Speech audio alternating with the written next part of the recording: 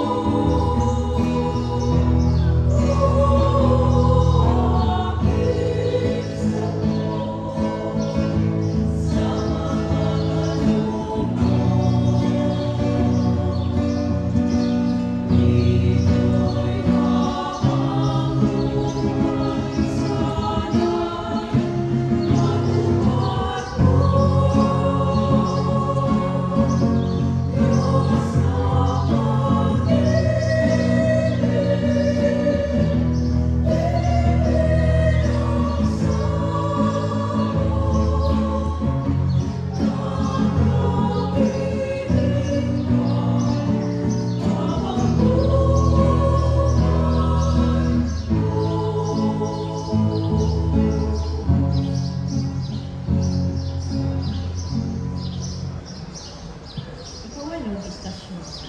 Si Jesus at ang mga babaeng tagang Jerusalem. Sinasamba at pinupuri ka namin, O Kristo. Sapagkat sa pamamagitan ng krus ay sinagip mo ang mundo. Sumainyo ang Panginoon. Ang mabuting balita ng Panginoon ayon kay San Lucas. Papuri sa iyo, Panginoon. Sinusundan si Jesus ng maraming tao, kabilang ang mga babaeng nananaghoy at ang nananambitan dahil sa Kanya. Nilingon sila ni Jesus at sinabi sa kanila, "Mga kababaihan ng Jerusalem, huwag ninyo akong tangisan. Ang tangisan ninyo'y ang inyong sarili at ang inyong mga anak. Tandaan ninyo, darating ang mga araw na sasabihin nila, mapalad ang mga baog, ang mga sinapupunang hindi nagdalang tao, at ang mga dibdib na hindi nagpasuso.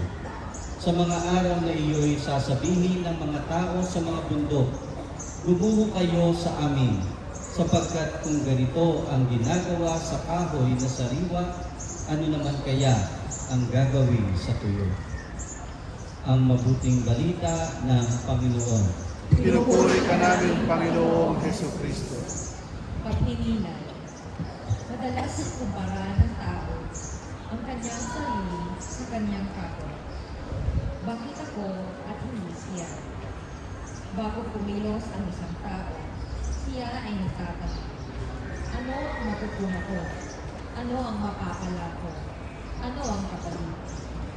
Ang paborito ng salita ay ako at akin. Itinataas natin ang ating sarili at ang sarili ang ginagawa nating pamarisan ng ibang tao. Mali ito. Ang dapat nating itanong ay, ano ang magagawa ko para sa aking kapwa? Parisan natin si Jesus. Tayo ay baliwala kung wala ang Panginoon sa ating buhay. Ano lang? Sa hiwaga ng pagbabalos sa pamamagitan Ay hindi nakakapin ang mga babaeng nag-aasalasay. Na ang dapat nilang tangisan ay ang kanilang mga sarili. Ang ilan, Panginoon, ay dapat umangis sapagkat kami ay makasalanan. Kaya ang magpapasama, Panginoon namin Jesus, wala namang kaita ang aming buhay dito sa mundo kung mawawalan kami ng grasyang katulog. Habang sumasama kami sa iyo sa daan ng krus, ay ipawalan mo sa amin ang pagkakataon ito na luluwa kami ng may pagsisisi. Tulungan mo kami magsisi dahil sa mga ginagawa namin pagsalito sa iyo. Luwalhati sa Ama at sa Anak at sa Espiritu Santo. Para sa mundo na ngayon at kapalitan hanggang sa walang hanggan. Amen.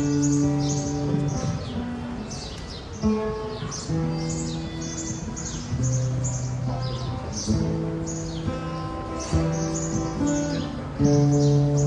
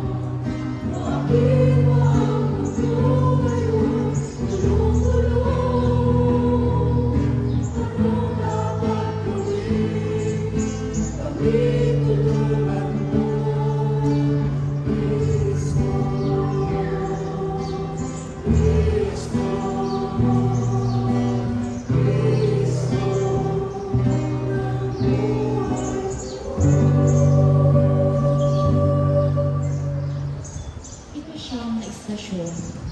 Si Jesus ay hinubaran at ipinako sa krus. Sinasamba at pinupuri ka namin, O Kristo. Sapagkat sa pamamagitan ng krus, Sumainyo ang Panginoon. at sumayo rin. Ang mabuting balita ng Panginoon ayon kay San Mateo. Huwag sa iyo,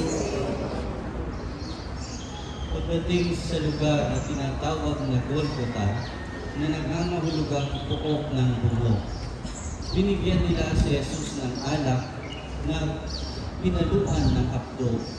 Ngunit ng matikman niya ay hindi ininom.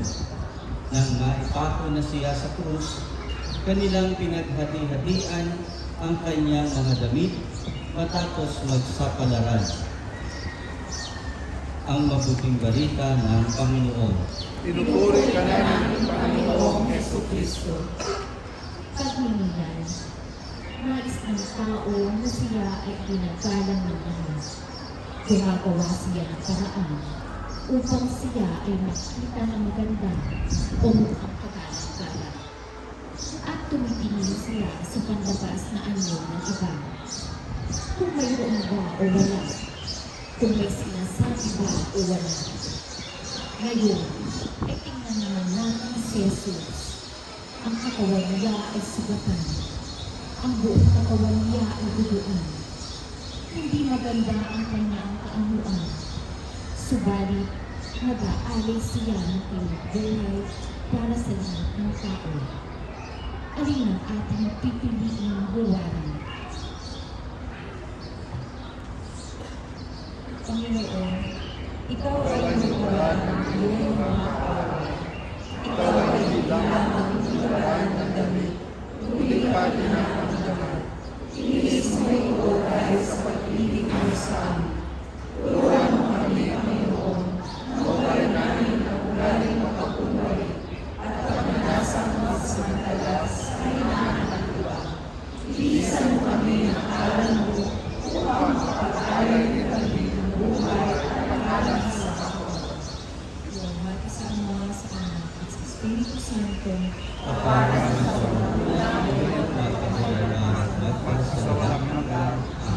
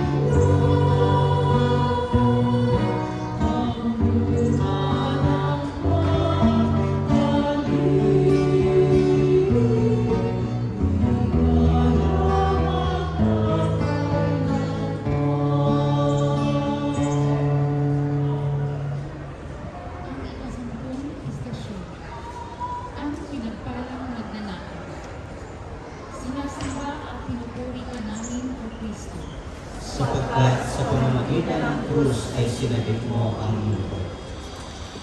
Sumainyo ang Panginoon. Ang mabuting balita ng Panginoon ayon kay San Lucas.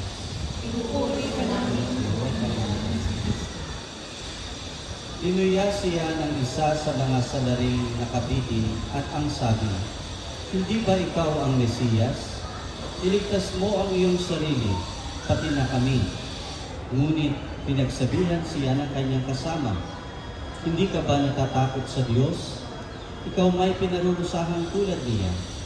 Matuwid lamang na tayo'y parusahan ng ganito dahil sa ating mga ginawa.